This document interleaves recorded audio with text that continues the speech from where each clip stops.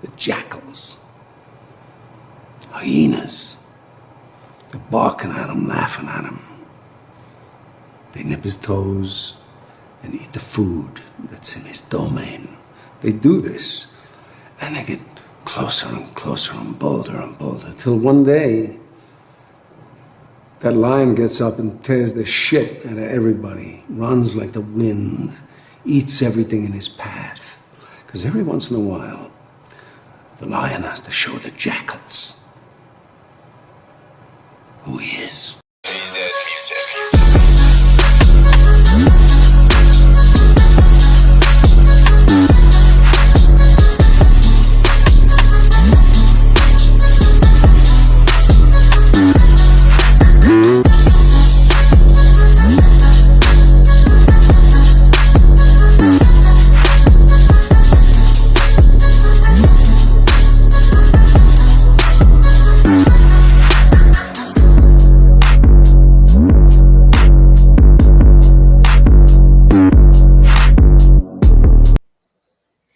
Hello, everyone, and welcome to our first live broadcast of a Mafia Means Family podcast.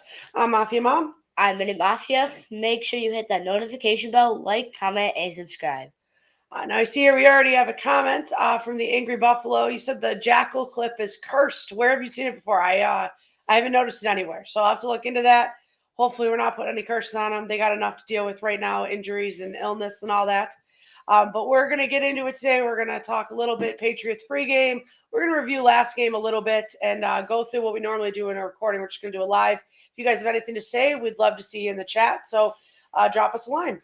All right, so let's start out. How was your Thanksgiving, kid? How was your week? My week was great. I absolutely love Thanksgiving. There was pumpkin pie. There was some strawberry pie with cream, stuffing, turkey. It was amazing. I loved it. Good. And what'd you think of the Bills game? I loved the Bills game. Close game. I did think it was going to be I thought it was going to be not so close, but I'm still happy with how they played. They got to win, right? And that's what was important. You know, I was listening to, I know you were listening to them a little bit too, the One Bills Live, and they were kind of pointing out all of the different things the Bills have had to deal with in the last week or so. And it's been a lot. Like, they only had one legit practice in 10 days because of illness and then the snow and injuries. So that was tough. And then Josh was dealing with his elbow, so he wasn't able to go for a full practice. This is now their third game in 12 days. Both those other games were on the road, even though one counted as a home game. It was a lot of travel, a lot to deal with in a short period of time. I'm really hoping, I know I've been saying this every week, but I'm really hoping that this is going to be a get-right game for them. They can get back on track. It was a lot, right? Like the travel back and forth and then trying to deal with the snow and all that. I can only imagine. That must have been pretty tough on them. Yeah, definitely. All right, so let's get into it. We're going to talk about the Lions game here a little bit from Thanksgiving. Let's start with the good. Who did you have for your player of the game? For my player of the game, I had Ed Oliver. Ed Oliver, he had a great game. He was actually AFC Player of the Week too. And what did you like about Ed Oliver's performance? Well, he definitely had a great game.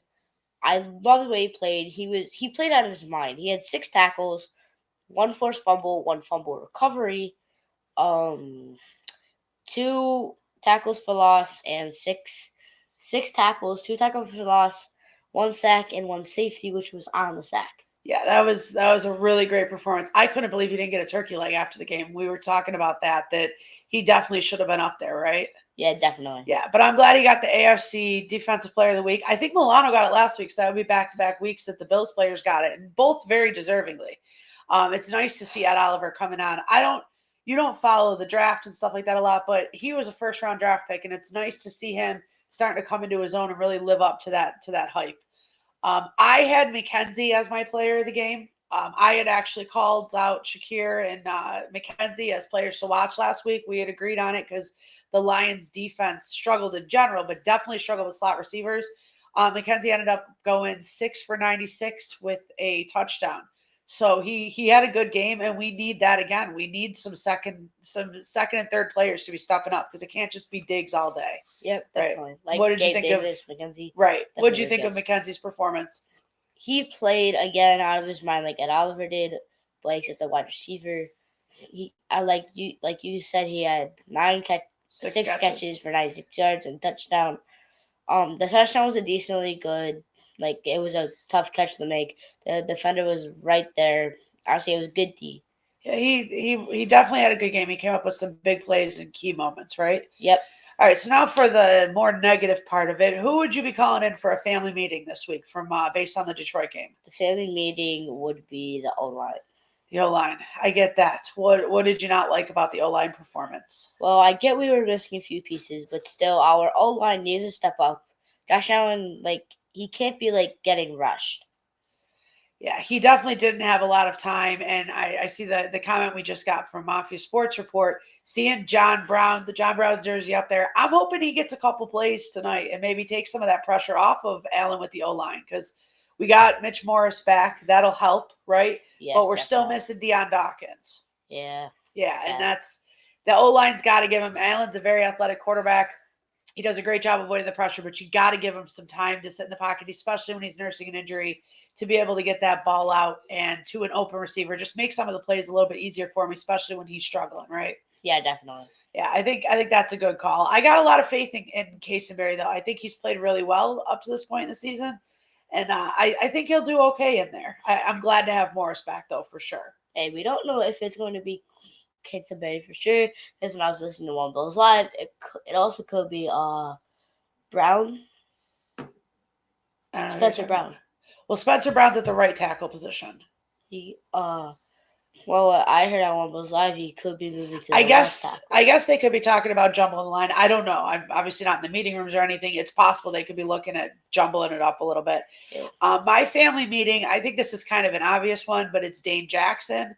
I just think he struggled the last few weeks and been a little exposed. I know he's punching up in weight class because with White finally coming back with being on a pitch count, Dane Jackson he's covering guys that are out of his league, and it's shown the last few weeks. I think we've had 300-yard receivers in a row, and that's too much offense to be given up.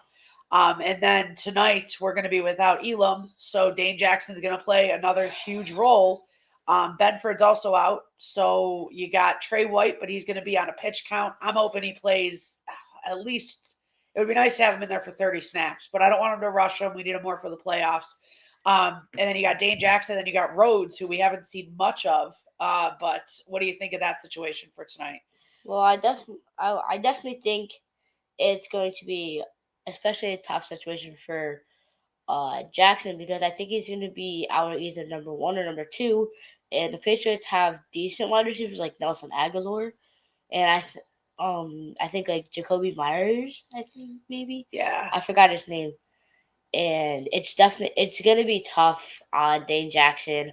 I think Xavier Rhodes is going to do pretty well just because he's been in the league for a few years and he has a veteran experience. And it's definitely going to be tough on the corners. I'll tell you who I'm most worried about with the Patriots receivers is Devontae Parker. He's an ex-Dolphin, and he's hurt us before with the Dolphins. I forgot about Devontae Parker. He is a very good contested catch guy. So that's what I'm worried about with Dane Jackson. It feels like a lot of times with Dane Jackson, he's right there. He's in position. He just doesn't make the play on the ball. He does not look back for the ball. He doesn't, and when he has an opportunity to make a play on a ball, he seems to whiff a lot more than I would like. But he's in position, and that's, to me, I would think that would be most of the battle, would be keeping up with these guys and getting in position. He seems to be in the right spot a lot of the times, but he just can't. He doesn't have ball skills. I mean, it's frustrating. So I'm really hoping Dane Jackson steps up, has a better game today. I know Elam was being picked on the first few weeks, and then he stepped up big, and he had a couple interceptions, and quarterbacks have definitely been working away from him a little bit. So that would be nice to see from Dane Jackson too, especially as White's coming back healthy, right? Yeah, definitely. All right, so let's move on to fact or flag. All right, you ready? Yeah, my flag right here. Okay, so this is a segment we do every week. Just kind of throw some trivia out there, and if it's a fact, you do nothing, and if you think it's false, you throw the flag, right? Yep. All right, so the first fact or flag. So Josh Allen has played against the Patriots in 9 games, okay? He's played against Brady in 4. He played against Cam Newton in 2. And he played against Jones in 3, okay? So did Allen – I'm going to say that Allen had more total touchdown passes in that one playoff game than all the New England quarterbacks over those 9 games. So that's Brady for 4, Newton for 2, Jones for 3. What do you think? Fact or flag? Fact. You are absolutely right. That is a fact. So That's insane. all 3 of those quarterbacks over that 9 game period only had a total of 4 touchdowns, and 2 of them came in the playoffs in garbage time when we had pulled all of our defensive starters and there was nothing going on. And Allen threw 5 touchdowns in that playoff game. So that's an interesting little nice piece of trivia. Okay, here's another one. Ready? The Pats offense ranks 31st in red zone efficiency right now. So that means when they get into the red zone, they are the second worst team at actually scoring a touchdown. Think that's a fact or flag? I think it's a fact. I heard on One Bills Live. You got to stop watching One Bills Live. You're killing my my trivia here. You're absolutely right. That is a fact. So the Bills defense has always prided itself on kind of being a bend but don't break. So give up some yards, but don't give up the touchdown, the scores. And the Patriots have struggled to be able to punch it in there. So hopefully that works to our advantage. One of those things are going to have to kind of give, hopefully our defense can stand tall in that red zone and keep them out and they can continue their struggles. All right. So last one, ready? Fact or flag? Allen versus the Blitz this season is ranked in the top 10. Fact or flag? I think it is a fact again. That is a flag. He's not in the top 10 versus the Blitz. He is not. When Allen has faced pressure of 5 or more players this season, he has struggled a lot. He is down in the bottom 5 in a lot of the categories, like passer rating, completion percentage, and all that. He's also been the 3rd worst over the last few games in turnover-worthy plays. So that goes back to the turnovers we were talking about and putting the ball in harm's way. Hoping that trend changes today. But yeah, Josh Allen has struggled quite a bit versus 5-man pressures or more. Dang. So hopefully we can get that corrected soon. Yeah, I was 2 for 3. You were 2 for 3. You had a good day. All right, so let's move on. We're going to talk about the Pats game here a little bit. And we just had somebody in the chat, Apex, mentioned that it's not just Allen, it's lots of drops too. I couldn't agree with you more. Gabe Davis has had at least 1 or 2 big drops a game. Can you highlight that? 1 or 2 big drops a game. I think even Diggs has had some very uncharacteristic drops. Sometimes McKenzie's hands, I think, are made out of concrete at times because he struggles. So it's a great point. It hasn't just been Allen, and there's times where he needs a receiver to come through and make a play for him, and they haven't at those times. So thank you, Apex, for that. That is a really great point. What do you think of the drops lately? I hate the drops. They are decently easy catches, especially one where Davis is coming across the middle. He's made that catch a decent amount of times. He should have caught it. It went right through his hands. And I think it was in the Vikings game. I don't know. He's had a couple drops. I think at least one a game, like I was saying, that he's had a big drop. So it might have been the Vikings game. I'm pretty sure it was in the Vikings game. He was coming across the middle. He was at the 10-yard line. If he catches that, we win that game. Yeah. Even in the Jets game, that big bomb at the very end, it hits Gabe Davis in the face mask. I know it's a contested catch, but it's a catch we're used to seeing him make. So it's been frustrating to watch. Allen's had enough struggles putting the ball in harm's way, but then when he does make a good pass, you really want the receiver to come through for him. And like I said, even Diggs has been guilty of it, and he usually has really sure hands. So again, thank you for that comment. That's a great point. Vaughn on IR. I didn't hear that he was on IR. I heard he was sitting out 7 to 10 days. They were going to check on the swelling. And I don't know if any of you follow Vaughn's podcast, but he actually on his podcast said he fully expects to be back for the Jets game. He said he's played with the brace that he would have to wear before, and he feels pretty comfortable. So it would be a big deal to get Vaughn back, right? Yeah, definitely. He's definitely the one who steps up, makes the big plays. But good thing we have Rousseau and Epinesa back. Rousseau plays a decent amount like Vaughn. Honestly, when Rousseau levels up, when he gets experience, I think it's gonna be exactly like Vaughn. Okay. I agree. I think Rousseau's learning a lot from him. So I'm seeing here, I didn't see this news today, but apparently Bean did officially announce that Vaughn was on IR, protecting him from himself. I get exactly what you're saying. I don't even think it's a bad move. We need Vaughn for the playoffs. I think our defense is good enough to stand up to these next 3 games, which are so important in order for us to win the division.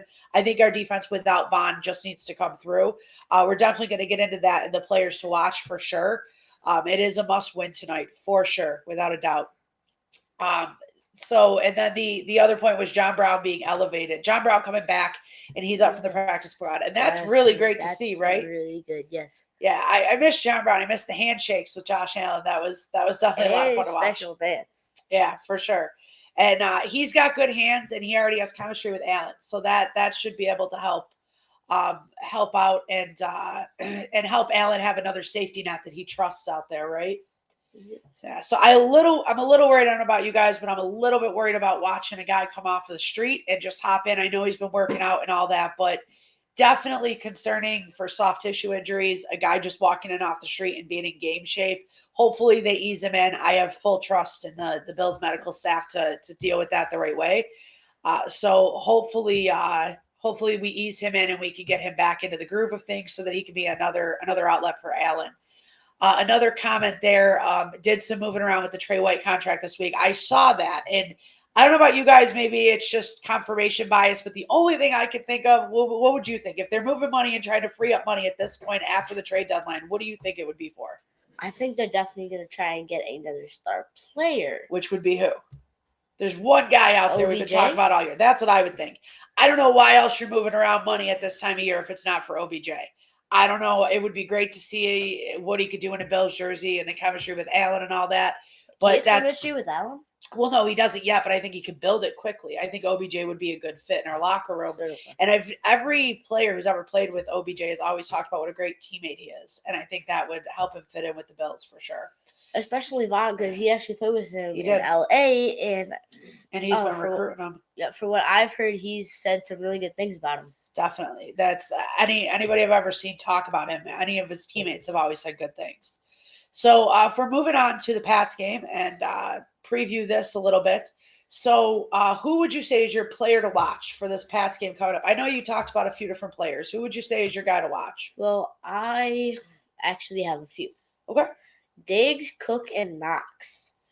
Diggs, Cook, and Knox. Okay. So talk about it. Go ahead. Well, Diggs, he's played extremely well against the Patriots, at least when he's been here.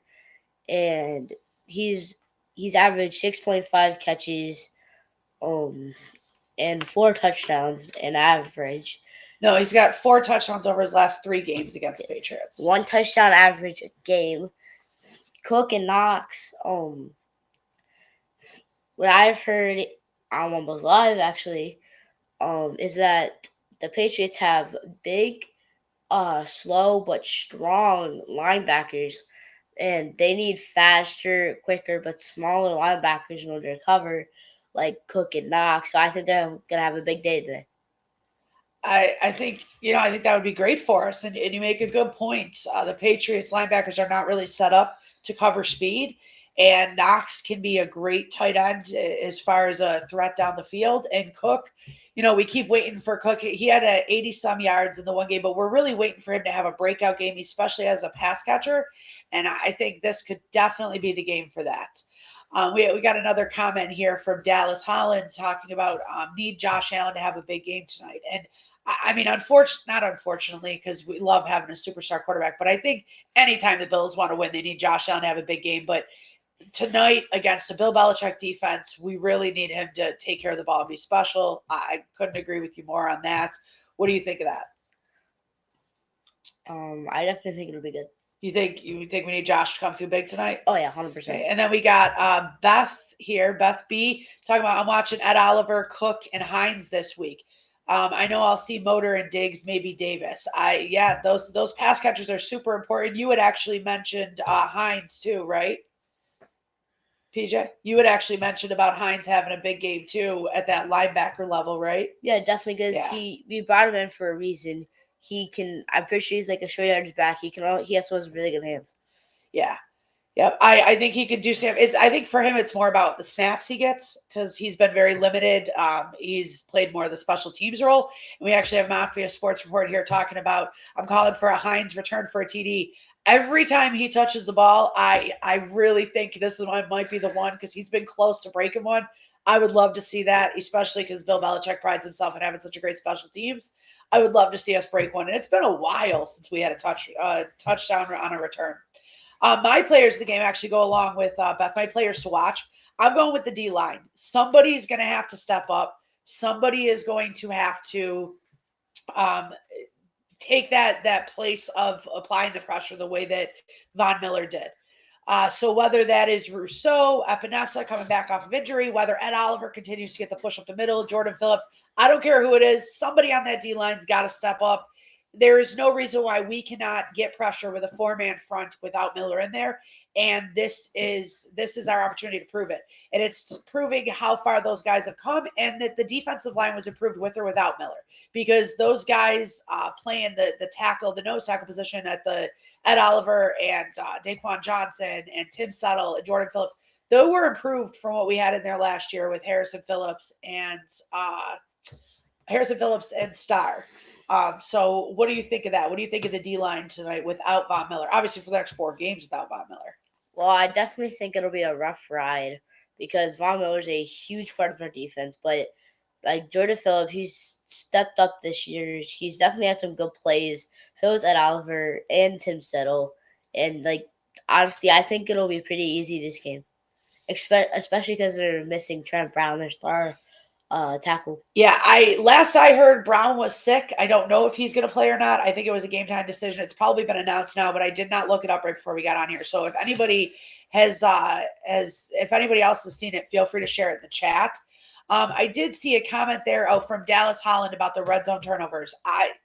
You're preaching to the choir, man. I think we've all been screaming at our TVs for the last 4 weeks, ever since the second half of the Green Bay game, to take care of the ball in the red zone. I don't know what happened with Josh. He was so good for the first 4 years and then decided I'm going to make up for lost time and throw every turnover that I should have thrown all those years in the red zone now. So hopefully tonight we do not commit any red zone turnovers. That would be no turnovers at all, but especially not in the red zone. I'm with you on that one, Dallas, for sure. I'm hoping that Greg Rousseau is up to speed and not up to, physically. I'm hoping that he is as close to 100% as you can expect a guy to be this time of year. I don't know how much he's still nursing that injury. But what do you think of Greg Rousseau? We haven't seen him this year without Von Miller. Do you think he'll be able to apply pressure, especially given the Pats offensive line has struggled a little bit? They've given up 19 sacks in the last 4 games. I definitely do think Greg Rousseau is he's been really good. Von Miller is definitely a huge part of him playing. But honestly, I think he's going to be definitely really good, especially because he hasn't been in a few weeks. So I think he really wants to get back out there. Also, I read a comment from Dallas where OBJ is visiting this weekend. Is he? Well, that's very good to know. I must have missed that, but thank you for highlighting it. That's good to know. I thought he had come up here before, but I could be wrong.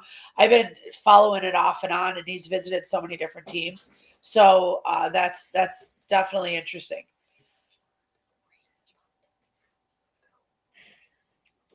Go ahead, read that comment from Beth B. All right, Beth B had just said, is he good to know? Thank you, Mafia. I think she's referring to the Elam healthy scratch tonight. So I'm a little surprised if he really was 100% healthy that they did give him that. That makes me believe that they plan on playing Trey White quite a bit. And there's the comment you were talking about OBJ visiting Friday, right? Yep. All right, so no red zone turnovers and need pressure from that offensive line and need the pass catchers to step up, right?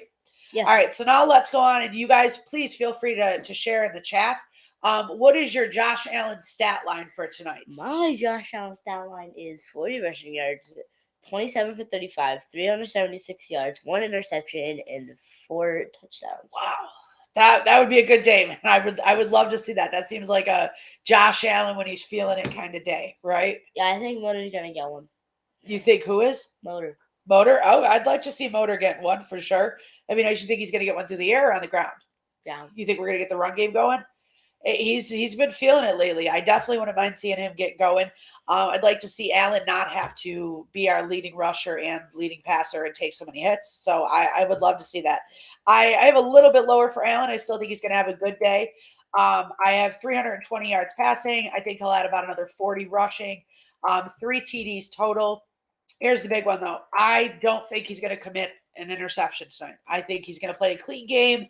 I don't think that he is going to be responsible for any turnovers tonight. So we'll let's keep our fingers crossed and hope that that's how it goes down, right? Yep. The reason why I pick so high is because for the last 3 games versus the Patriots when they're at home, he has a 115.3 passer rating, 9 touchdowns, and really, I just think he's gonna have a really good game. Yeah, that's a good point. Allen's played really well in Gillette Stadium his last few games there. So I think that's a good point. Considering they're ranked in a top 10 defense, which I think is a little misleading, I'm going to get into in a minute, but considering they're ranked in a top 10 defense, I think this is seriously could be a get right game for Josh Allen and the offense. They know that this is a divisional opponent. They understand how important this is. If you're going to come alive and you're going to flip that switch, now is the game to do it. You're running out of time here. So I think it's possible he could have a big game like that. Do you think he's going to add any rushing yards? Did you mention the rushing yards? I'm sorry. Yes, 40 yards. Also, I saw a comment where it was from Mafia Sports Report where they think that he's going to do really well in the red zone and is going to put over 30. Yeah, I agree there with Mafia Sports Report. I think if the Bills just take care of the ball in the red zone and still just play their game, but just don't turn it over, we would have been over 30 in most of these games. So, the New England Patriots, and this is what I wanted to get into about their defense, it's a little bit of a paper tiger. Do you know what that means? If it's a paper tiger? No. So it means that it's a little bit misleading. So on paper, it looks like they're a really great defense. The thing is they've been a really great defense against the really bad teams. When they've had to face good teams, they haven't done so well. Just like what they did with the Vikings last week. They gave up over 30 points. In games where the Patriots are holding their opponents to 20 points or under, they are 6-0. Yes. In games where they're giving up 20 points or more, they're 0-5. They're 0-5. So score on them. They can't keep up. The defense gets tired and worn down, and the offense cannot produce enough to compete with an offense like what the Bills have the potential for being. So I think that's the key. Just light up the scoreboard. Just go in there and do what you've done the last 3 times, right? Yep, definitely. Vaughn is definitely struggling on the D. I can't get to find it. Well, he's definitely been troubling on the D. We've done it without him before. I think we're going to do it again really well. And I think it's definitely going to be a good game. Right, and that was a great point by Beth. We had the number 1 defense last year, which, again, I think was a little bit of a paper tiger at times. We played a lot of backup quarterbacks, but we were still a top 5 defense last year, and we didn't have Von Miller. And I think our D-line has improved. Like I said before, with or without Von Miller, our D-line is better than it was last year. The run defense is 100 times better than it was last year. So, and they're without Damian Harris tonight. So, whether they still have Ramondre Stevens, but Harris is the one who's hurt us the last few games. He has completely destroyed our defense. So even with Harris in there, I think if we can make the Mac Jones beat us, we've won the game. That would be my opinion. Even though we are we're a little low, we're a little short on talent on the back end as far as healthy talent goes. I still think if you can put the game in Mac Jones' hands, you'll force them into some mistakes and you'll win that game. Thank you so much, Mafia Sports, for all of the support and for all the help. Really, really appreciate it. So another thing I want to talk about here was Matthew Judon. So Judon right now is the NFL sack leader. He's got 13 sacks. 10 out of those 13 are at home. That's where they're playing tonight. He has at least 1.5 sacks in his last 4 straight home games. He is going to be a wrecker if we let him. Like, he's going to be a game wrecker if we let him. Absolutely. So I think a young Fletcher Cox. Yeah, well, they play a slightly different position, but I get your point. Yeah, he's going to spend a lot of time in the backfield. Obviously, you could do some things to try to help with Caseberry, maybe chipping him. That will, however, take away from the touches that guys like James Cook and Dawson Knox and Devin Singletary get. But you can only do so much. So Josh Allen's going to have to be very aware of where Red Sleeves is on every play and make sure that he that he accounts for him and he understands where that pressure is coming from. I trust Allen's athleticism enough to get himself out of some of those jams, but the O-line has got to give him some time, and you've got to be aware of Junanez on every play. He's just been on a tear this year. This is not the game to be missing Dawkins. Unfortunately, that's the hand that we've been dealt, so we don't have much of a choice. All right, so let's move on to your score prediction. Unless, did you have anything else to add about Judon? Not really, just he's a force to be reckoned with. Absolutely is. All right, so let's move on to your score prediction here. How do you see this game going? I think 34-17. 34-17. Nice. I'm very close to your score. If you guys in the chat have any score predictions you want to share, we would love to see them there. And Beth there made a comment about being a teacher. And are you a teacher, Beth? And that you love hearing kiddos passionate about our team. It makes you proud. Thank you very much. I couldn't agree more. I was a Bills fan my whole life, and I wanted to make sure that my kids had a passion for the Bills. I grew up in the Kelly era and then the drought years, so they have it a lot easier than we do being a Bills fan in that era. But I used to try to do fun stuff with them on Sundays and call it Bills Day. Like we would go out and play in the leaves or something like that, just to get them to associate something good and fun with the Bills. And he's definitely carried on the passion for sure. Daughter, not so much, but he's got it. You see what you said there? Yeah, thank you, Beth B. And I am extremely passionate about the Bills. Ever since that Houston game and the Colts game, I have been an extreme part of Bills Mafia. That first win against the Colts in the playoff game in the wild card last year, it felt amazing. Yeah, I want to clarify here a little bit, because you mentioned that when you were on TJ's show the one night too. You were a Bills fan long before that. I entered Bills Mafia. But when we lost that game and you were so crushed and so heartbroken, and I went to you and I hugged you and I gave you a little kiss and I told you, welcome to Bills Mafia, because any team that you're a fan of, any professional sport, you're going to have heartache, and that is times 100 when it comes to the Bills. They're going to break your heart, but they're always going to be there every September, ready to play a new season. And the thing I personally love about sports so much is that there's always a way to redeem yourself, whether it's the next play, the next game, the next season. There's always an opportunity to come back next year stronger. Right. So really appreciate the support, Beth. And I just see that you also made a comment there about that era hurt. You get it. You were there too. It did. It was a painful 20 years, but I can't tell you how many years. And during that time, I started the season by saying, I think this is the year we're going to break it. I think this is the year we're going to break it. Clearly we weren't. But I never gave up hope. I mean, they're the Bills. Those of us who have been around forever, what else are you going to do? They're your team. You root for them. You love them. They're just part of your life. And that's passing that on to you too as well. Shout out to your three boys, Beth B. Go Bills to them. Hope they win tonight. Absolutely. So Beth mentioned here that she has 3 sons and that they're all Bills fans too. So that's cool to see. It's nice to see the next generation coming in. And we have a comment here from Dallas, kind of getting us back onto the Bills track and off of the family track. He had mentioned that he hopes the secondary plays better tonight. I couldn't agree with you more. I'm hoping we see more of Trey White. I think that'll make a huge difference. He takes away half the field. So it would be really nice to see him out there for more snaps, but I don't want to rush him. Obviously, again, just like with Vaughn, it's the playoffs that we need him for. So our defense just needs to figure out a way to come through. We got to stop giving up these 3rd and 13s. We're playing good on 1st and 2nd down, and then we're giving up these huge gains on 3rd and longs. We can't keep doing that. So I agree there. And then I saw Beth had another comment here too. It's just the hearts there. Okay. All right. So I don't think I shared my score prediction yet. And again, if you guys have any score predictions to share with us, please feel free to. My score prediction is very close to yours, PJ.